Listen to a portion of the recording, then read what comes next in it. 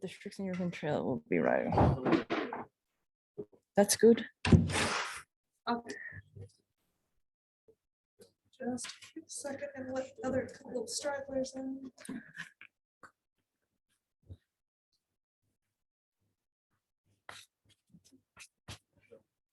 Might have everyone. I'll go ahead and get started here. Welcome inside the press room at the Trust Golf Women's Scottish Open. We're here with Rolex Rankings #2, Minjee Lee. Minjee, you played golf last week and Evian was the defending champion. I know it probably wasn't as good of a finish as you were hoping for, but how did you feel like you played last week at Evian? Last week was quite up and down. I feel like I made a lot of birdies, but I also had some quite large scores on a few holes and, made a few soft bogeys here and there. So, I could take the positives and also reflect on the things that I could do better. So, this week is a new week and excited for some links golf. Happy to be back in Scotland, I'm sure. Yeah, great weather so far. How do you prepare yourself? I mean, obviously being from Australia, I know that the wind is your friend. You're very familiar with it, but how do you prepare yourself playing a golf course like Evian last week and then coming here to Dundonald? I mean, I think totally different mindset, really. Like you kind of assess the golf course when you practice it, when you play your practice rounds, and like Evian is totally different from obviously golf in Scotland. So I think I don't even think about what I did there and what I'm doing here. So yeah, I just focus on the things I need to do here for like Link's style of play and just prepare that way. You've had a big season, 2 wins already, one of those being the US Women's Open presented by ProMedica at Pine Needles.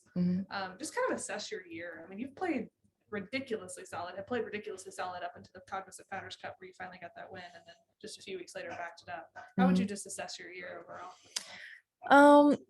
I think it's been quite solid. I've been striking it pretty good even after US Open and finished well at KPMG and probably didn't strike it as good at Evian, but I think that maybe it's just a frame of mind. Like maybe I had a little bit too many expectations for myself, and especially when you're defending, I think you have that little bit extra pressure. So just going into this week, I'm gonna just try and have a bit more fun on the golf course and be able to like imagine my shots a little bit better. I think it's going to work well for me a bit, like for links golf.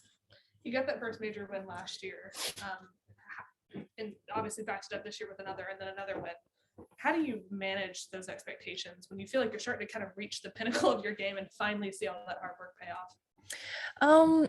I feel like it's probably a day-to-day thing.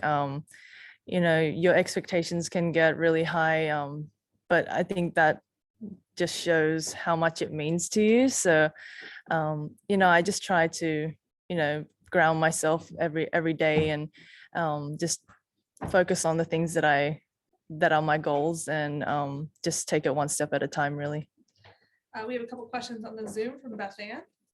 Beth Ann, if you want to unmute your mic. Yes. Hello. Hello.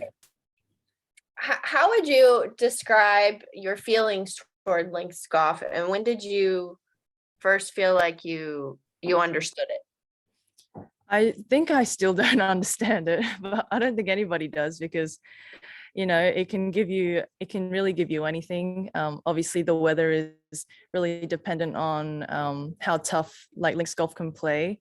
So I think the beauty of it is that it's always different. So I don't know what to expect on the day. So you really got to take it one shot at a time. And that's kind of, I think that's what makes it so great. Do you think your patience as a person in general helps you, like your overall demeanor? Oh, definitely. I mean, it's definitely a test of patience if it's windy out there or raining, or you could have both and it could be the most horrible day, but you still gotta play. So I think definitely patience as a person plays a really big part in like links golf in general. And then just my last question, what have you heard about Muirfield? My coach said it was just really quite a tough track. But I'm not sure how they're going to set it up for the women's in comparison to the men's. So he's only been to like men's events. So I know it's going to be a really great test of golf, and it's going to be really good. Thanks. Thank you. Louise? Yeah, awesome. All right. Well, this is your 6th appearance in this event. You played. You say you're not really sure day to day, but you played really well on links style golf. I mean, your highest finish here was a solo second in 2018. 2017, you finished 8th when it was here at Dundonald. I did. Yeah, it's been a while. What do you do to adjust? You know, when I was playing this golf course, I couldn't really remember the holes. So I'm not sure if they've changed it since then, but I only remember like 3 holes. So I don't know. And I don't think I really need to adjust. I think because it's a different type of kind of style of golf that you have to play, I think you just don't think of it as the same way you would play it on a regular golf course. So I don't know. I just take it one shot at a time, and I think that's all you can do, really. Do you think having played growing up playing in Aussie golf, do you think having that knowledge of playing in the wind and playing when it's really hard pan and really windy, do you think that helps you at all? I mean, the hard pan is not the same. Like, I didn't really play that many courses that are linksy growing up. I played off Kikuyu grass, which is very weedy and fluffy. So, but in terms of wind, I did grow up in quite windy conditions, and obviously living in Texas now, it's windy every day. But yeah, I just think maybe controlling the ball a little bit, I think has helped me growing up with the wind. You've played this event, like I said, this will be your 6th appearance. I mean, how have you seen this event evolve over the years? I mean, Trust Golf, Visit Scotland have both really put a lot of time and energy into this event. How have you seen the championship just get better? I feel like just maybe like marketing the tournament in general. I think a lot more people have come out to watch over the past couple years or few years that we've had the Scottish Open. And I think in the beginning it was probably not as a big event than it is now. And I think just the caliber of players coming to play, I think just shows that the tournament's getting better and better. It's been a big year for Scottish golf, obviously, with the 150th Open at St. Andrews. We're playing next week at Muirfield. We're playing here. A lot of other really great events have been held in the country this year. How excited are you to just be part of some of those big events and basically the country where golf was started? Yeah, I mean, I think watching the Open at St. Andrews, I've never been there and I've never played there, so I'm hoping that we get to go there soon. But I don't know, it's just different just watching it, and I wish I was able to experience it in person because my brother did play, maybe next time.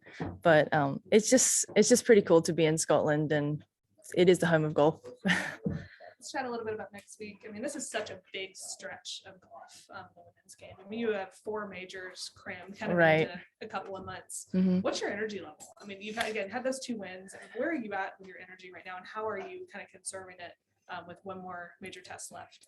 Last week it was quite hot, and the couple weeks before that in Texas it's been really, really hot. So I think I'm a little bit tired from that, but I think the cool weather will maybe balance my energy a little bit. So I think I'm just trying to conserve energy for next week, obviously, but I think depending on the weather, it just depends on how much practice I do. So if it's super windy, I probably will do a little bit less. So that's pretty much how I'm going to go about it. Any questions in the room? And if we have any further ones on the Zoom, just indicate some in the chat. We'll just end it here. I mean, just some of your goals this week.